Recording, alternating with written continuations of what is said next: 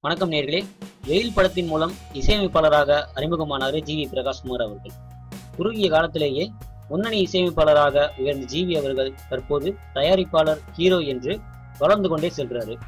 தற்போது இவர் அதர்வா பிரியானந்த் நடித்துள்ள இரும்பு குதிரை என்ற படத்திற்கு இசையமைச்சிருக்காரு. இந்த படத்தோட இசை வெளியீடு தனியார் FM ஒன்றுல நடந்துச்சு. அதைத் தொடர்ந்து நடந்த பத்திரிகையாளர் சந்திப்புல அதர்வா, பிரியானந்த், லட்சுமி ராய், ஜி.வி. அவர்கள் மற்றும் யுவராஜ் போஸ் உள்ளிட்ட படக்குழுவினர் கலந்துட்டாங்க. அப்போது செய்தியாளர்கள்ட்ட ஜி.வி. என்ன சொல்லியிருக்காரு அப்படின்னா, இரும்பு குதிரை படத்துல கவிஞர் தாமரை எழுதிய பெண்ணை பெண்ணை அன்றாடி கரைகிறேன் என்ற தொடங்கும் பாடலை பவதாரணியுடன் இணைந்து பாடியிருக்கேன்னு அவர் சொல்லியிருக்காரு. முதன்முறையா பவதாரணியுடன் பாடியது புதிய அனுபவத்தையும் மகிழ்ச்சியும் எனக்கு அளிக்குதுன்னு அவர் சொல்லியிருக்காரு.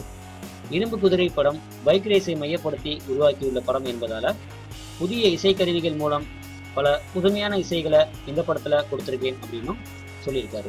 சரி நேயர்களே, மீண்டும் ஒரு சினிமா செய்திகளுடன் உங்களை சந்திக்கிறேன். நன்றி, வணக்கம்.